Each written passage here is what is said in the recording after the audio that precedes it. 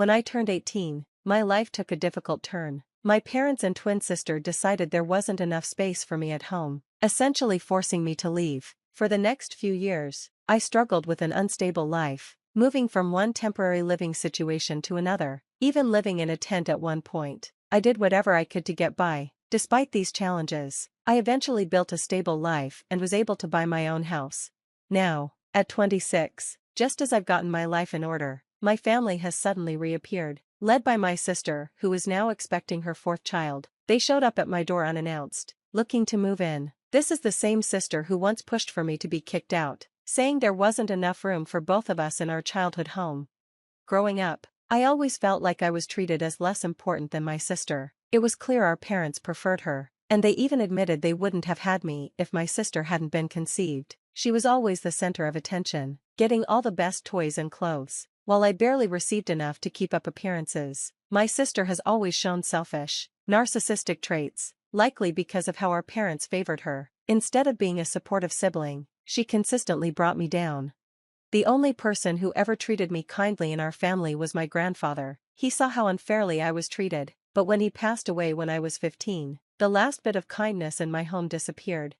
When my sister got pregnant as a teenager, our parents married her off to her boyfriend and brought him to live in our already crowded house. This left me without even a couch to sleep on. My dad sometimes slept on the living room couch, so that wasn't an option either. With nowhere else to go and being told not to ask relatives for help, so the family's dysfunction would stay hidden, I was completely forced out. I ended up living in a tent in our backyard, which happened after the police mistakenly brought me home during a brief period of homelessness. This setup was meant to be a reward for keeping quiet about the reality of my living situation. After years of struggle and hard work, I finally managed to improve my life, both physically and emotionally.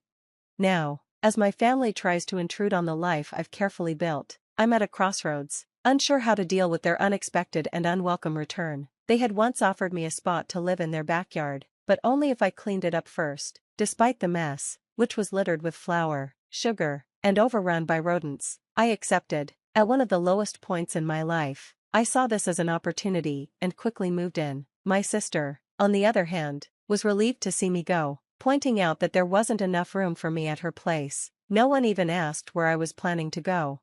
Transforming the backyard into a livable space was tough, especially dealing with the rodent problem, but I eventually made it work. Unfortunately, the situation forced me to drop out of high school just a few months before my final exams. My friends encouraged me to stay in the backyard and finish school, but by that time, I had already given up on that path. Instead, I focused on working, relying solely on my earnings to get by.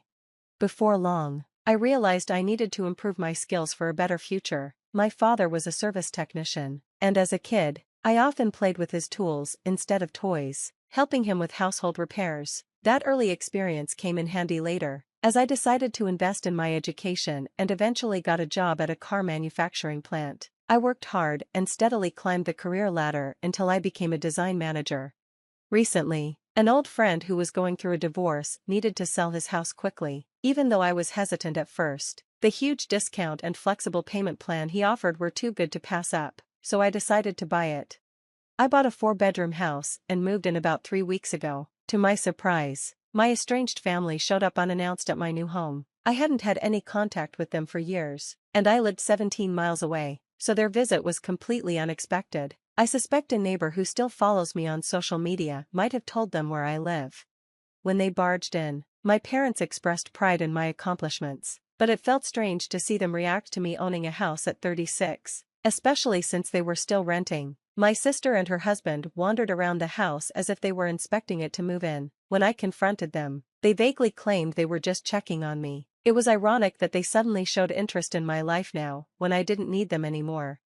During their visit, my sister boldly claimed a bedroom for herself, excited about the private bathroom, as though it was already decided that they would move in. My parents tried to calm her down, asking her to manage her children better. In the middle of this chaos, I was shocked and immediately shut down any discussion about them moving in.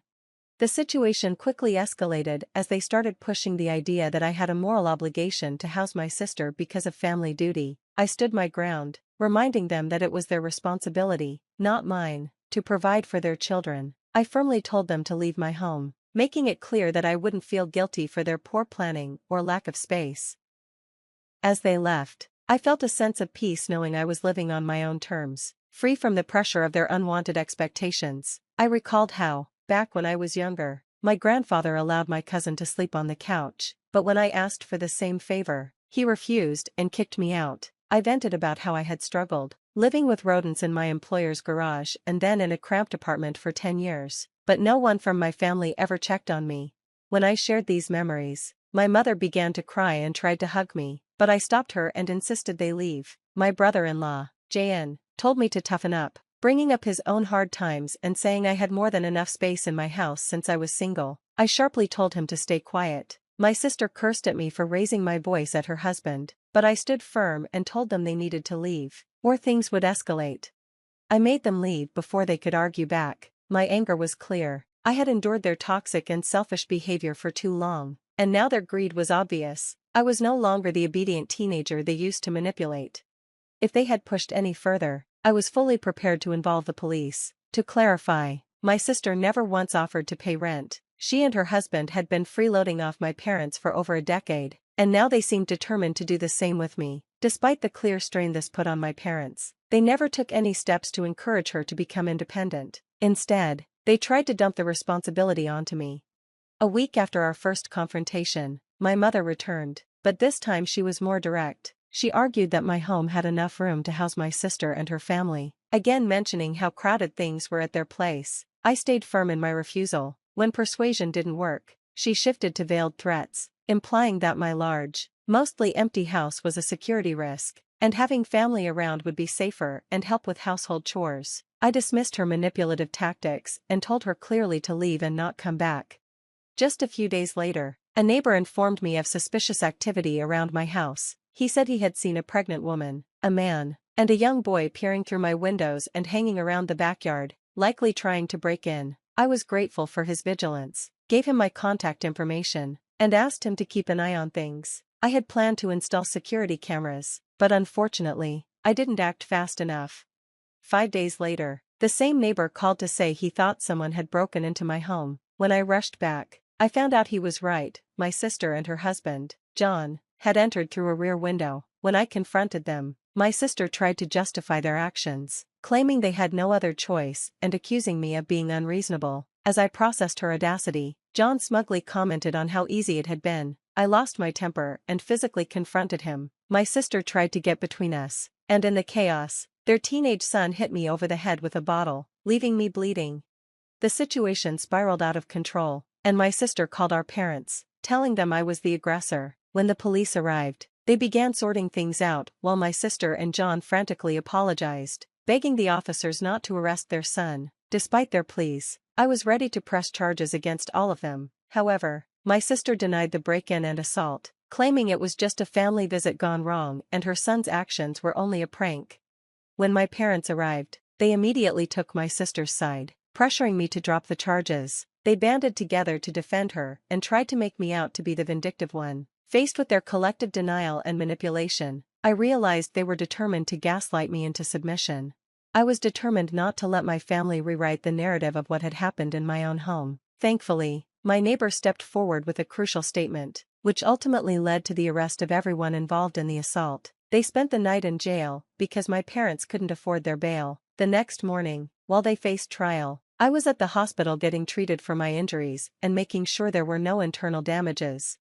I took a few days off to recover and pressed charges for assault, also seeking compensation for my legal fees, which the court granted. Despite my parents' attempts to persuade me to drop the charges, I stood firm. I even threatened legal action against them for their role in orchestrating the attack. Since my nephew is a minor, he was dealt with under juvenile law and only spent a short time in a juvenile facility, with his parents held responsible for restitution, lost wages, and covering my medical expenses. My sister and her husband were fined heavily. In an attempt to ease their financial burden, they asked the court to allow them to complete part of their fine through community service. Since the incident, things have been quiet. I hope they've learned their lesson and will keep their distance. However, my parents haven't let this go. Just yesterday, they showed up at my door and waited outside for an hour until I reluctantly let them in. They pleaded for my help, but when it became clear they were speaking on behalf of my sister, I immediately refused to get involved. That's when they revealed their real reason for visiting. They were getting older, their home was falling apart, and they wanted to move in with me, expecting me to take them in out of duty. I confronted them about their lack of responsibility as parents. They mentioned the idea of giving their house to my sister, which I saw as another tactic to pressure me. They even suggested that my sister could pay rent to live in my house, and I could use it to cover my mortgage. I firmly declined, stating that my sister needed to handle her own financial problems without my involvement. They continued to plead, arguing that my house was too big for just one person, but I made it clear that my future plans didn't involve staying single or accommodating them out of obligation. Their attempts at emotional manipulation didn't work. I reminded them of how they had treated me in the past and emphasized that I would not be guilted into giving in. It was obvious they were trying to use family ties to their advantage, but I remained firm in setting boundaries to protect my well-being and future. After they left, visibly upset, I closed the door behind them. Regardless of whatever names they might call me, I resolved not to give in to their demands or let them take advantage of me. Now, I'm ready to move on to the next chapter in my life, stronger and wiser from this experience.